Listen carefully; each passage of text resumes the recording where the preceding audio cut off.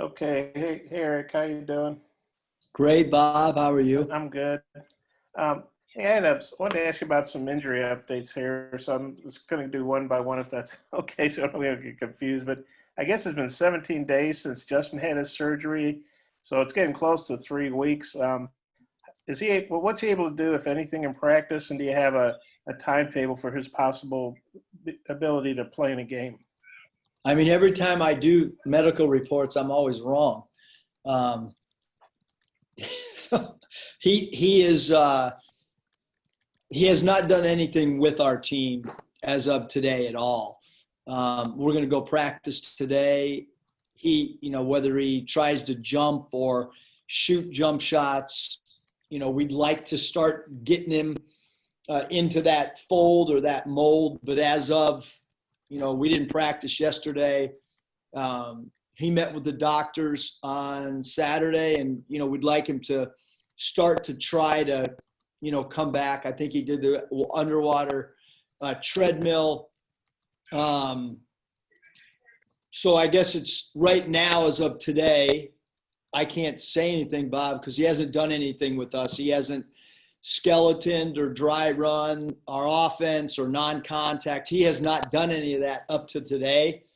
I'd love it if he could do some non-contact stuff, but I don't know if it's just going to be shooting drills today or what until, until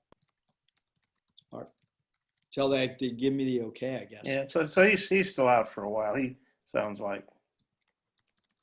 Yeah, I don't know he has not he hadn't done anything yet, but he does feel good. But yeah, he's going to have to, before he plays, he's going to have to, at least for a day or two, he's going to have to, cut and do some things non-contact and then get into contact. And I think it's been so long since, Bebe had his surgery. We kind of tend to maybe forget about him a little bit, but I see him out there doing some stuff after games.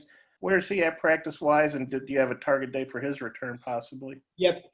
So Bebe's just been, he's been working really, really hard. Optimistically, it would be right around now. But he's still got a few things that the doctor would like from a strength standpoint. He's getting close. I would probably guess, Bob, we're looking at, in a month, is when I think he'll be, maybe February, first week or two in February is when I think he'll be cleared. Okay, and then we got the news about KK last night. I know he wasn't playing a ton of minutes, but he was playing in the rotation. What's the impact of his loss on the rotation and, the team overall? Yeah, no, I think it's a blow for us because, one, the stuff that happens behind closed doors, he's a young player, a freshman. All of our freshmen continue to develop. They continue to get better, which is what you expect if you have a culture of work. And KK's had an incredible work ethic behind closed doors. So it changes our practice pretty significantly because now, his reps, will go to Devo, at that backup or third point guard because obviously JD is going to play more point guard now without KK. But I think it changed, your practice for a basketball team just much different than maybe a football or a baseball team because, we just have smaller numbers. And Kamani Johnson, any update on his waiver? Have you gotten yay or nay on that, or what's going on there? Yeah, we haven't heard either way, but we understand that that's a process and we don't really have control over it. But he's practicing and working hard and in the middle of his player development stuff. So you're down to 9 scholarship players healthy available. I guess you got to qualify it a little bit, but I think that's what you had last year when you had a lot of guys sitting out. How do you feel about the available players you have right now and going forward in this real tough week? Yeah, ideally you'd like to have as many players as possible available, and we only have 2 walk-ons. There's a lot of places that have more than 2 walk-ons, and We had 4 one year at Nevada. So from a walk-on standpoint, we don't have a lot either. I guess we have 3 because we were under scholarship to start the year, but no big deal. I mean, as long as we got 7, we're good. Okay, I got a few more about the game, but I'll turn it over to Mike. I thought those were good medical updates, though. Coach.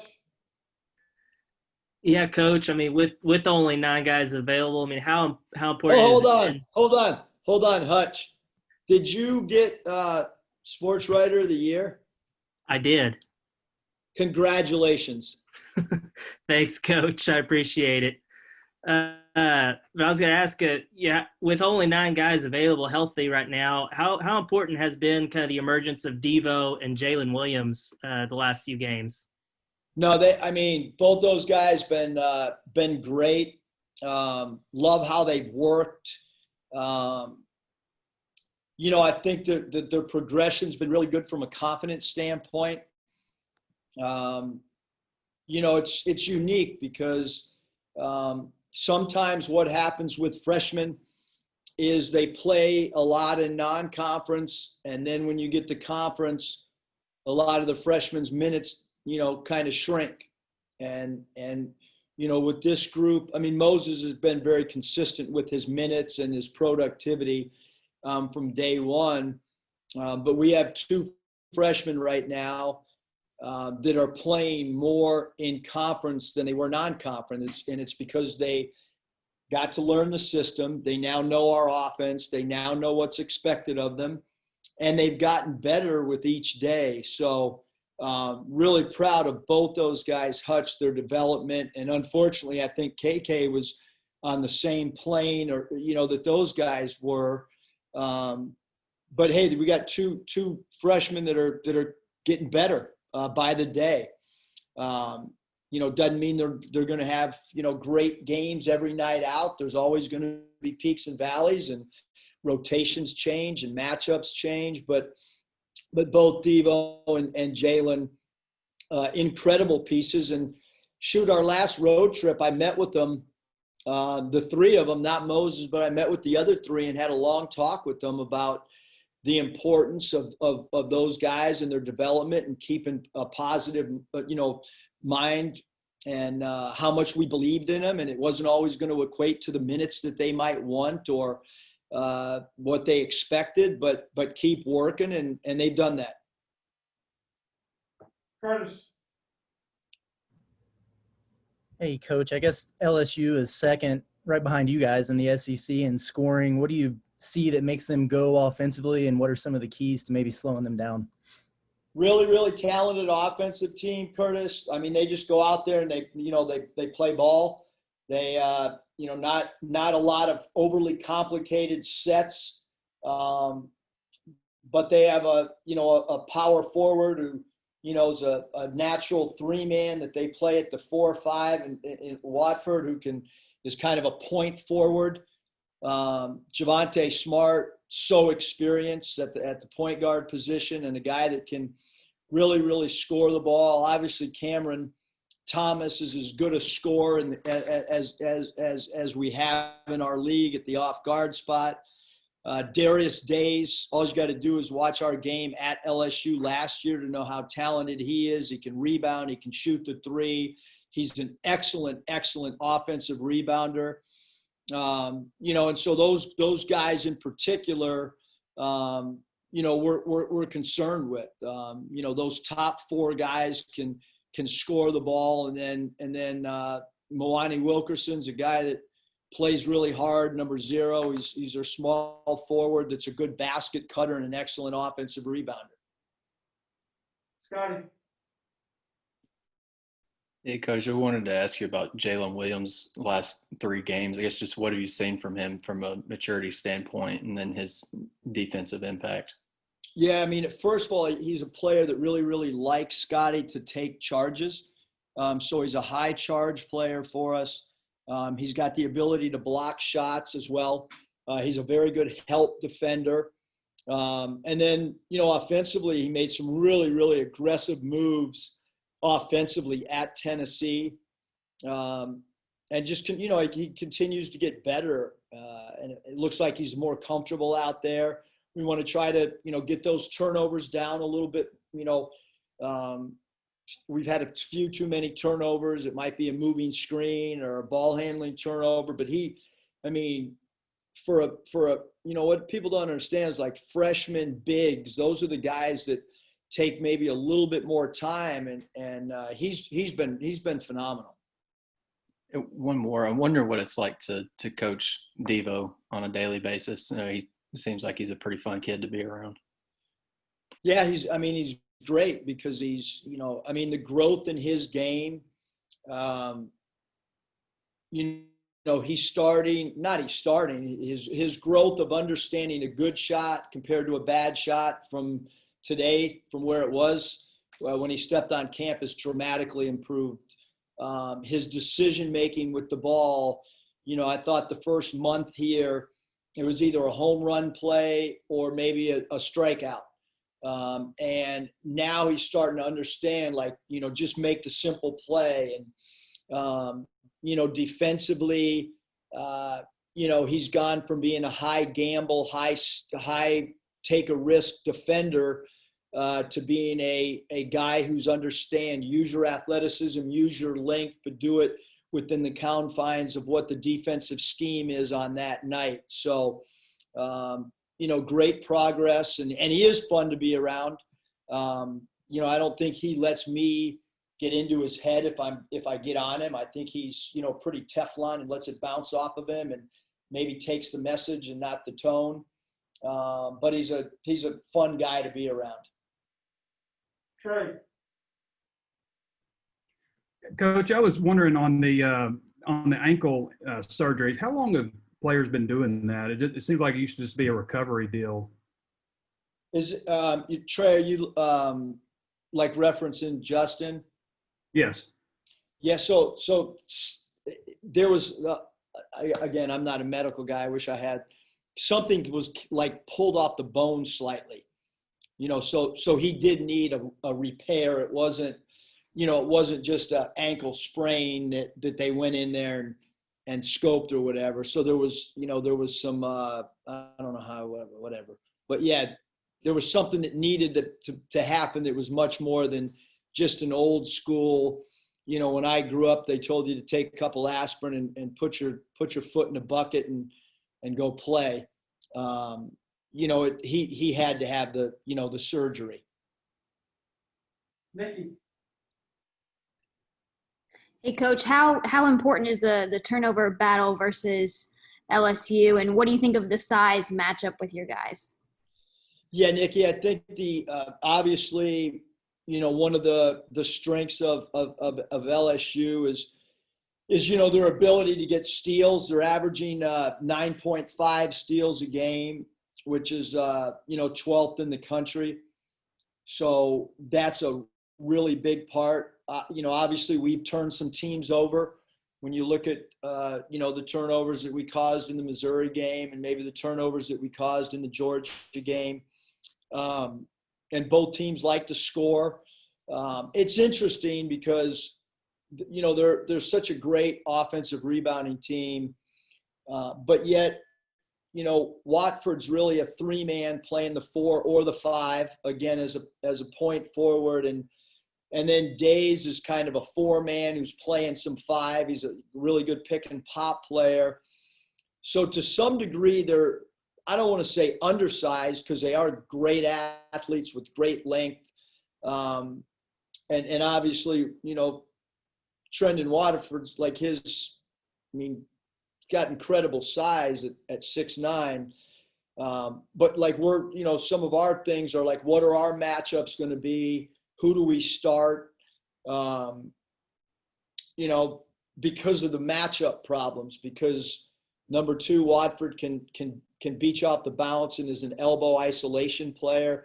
And then Days can shoot the 3 as well as post up. So I think it's, we might have to think outside the box a little bit in some of our matchups, with how we might line up to start the game. Bob. Yeah, Eric, watching that LSU Ole Miss game, I mean, Thomas got hurt real early, and they still beat Ole Miss pretty bad on the road. What do you think of their performance without Thomas? And I guess he's questionable at this point. We're not sure. What's your take on maybe whether or not he's going to play? Yeah, I mean, they're so talented. I mean, usually when we play a team, we look at a team and say, this team's got 1 or 2 stars. This team has 4 stars, 4 guys that can single-handedly take over games. And so from a talent standpoint, I don't know if there's a more talented team in the league, but certainly they are as talented as anybody in the league, especially when you look at their scoring and having 4 different players that can put up huge numbers. So that's a concern. And our prep today, tomorrow, and shoot around will 1,000% include number 24, Cameron Thomas. We are not thinking that he's not going to play. We're not buying that. We're planning on seeing him. I watched it on tape. We're assuming that he's going to play. And he's leading the league in scoring, or at least he was. I don't know what that did to his average to not play. I mean, he played, then that's going to divide the games in. But what is it about Thomas, a freshman coming in leading the SEC in scoring? Great confidence, can get his shot off whenever he wants. I mean, look at his free throw shooting. I think that free throw shooting is always, it's the NBA's biggest indicator for how a guy can improve from three-point land. That's the one metrics that NBA teams use as they try to project a player's future. He can shoot over people. He can pump fake and use his escape dribble, meaning pump fake and go to his left, go to his right, go to his step back game. He does not need much airspace to get a clean look at the rim. He can rise over people. And then when they run any down pins for him, he's awesome at kind of banana cut bending into his shot. And so you got to carry a high hand before he catches the ball. And then, they had 3 guys enter the draft and 3 guys come back. You remember looking at that and thinking, all 3 of them? Or just what was your take on that? Yeah, I was thinking that since we went 0 for 2 and they went 3 for 3, sure. Whatever. Yeah. And then the rebounding, I mean, it was a crazy game last year because you guys had a shot to win, a couple at the end, probably with some contact that didn't get called, but they really killed you on the boards, but you still almost won the game. But it looks like you're better equipped to rebound with them now. Yeah, I think rebounding-wise, we are more equipped than we were. I mean, obviously, if it was, me and you, Bob, and Scotty and Trey and Curtis, if we all went out there and Nicky came off the bench and we tried to rebound the ball, it would probably be no different than what it was last year. So, we're certainly way more, equipped this year to rebound than we were last year. Yeah, I can't jump, but I'm a good space eater. I could imagine, Bob, you being able to box out 1.5 guys. I could see you going here and then reverse pivot and go there. Yeah, I could see that, Bob. I could probably do that if I had to. So anyway, well, hey, thanks, Eric. I'm good. All right, Coach. Thank you for your time. Appreciate it.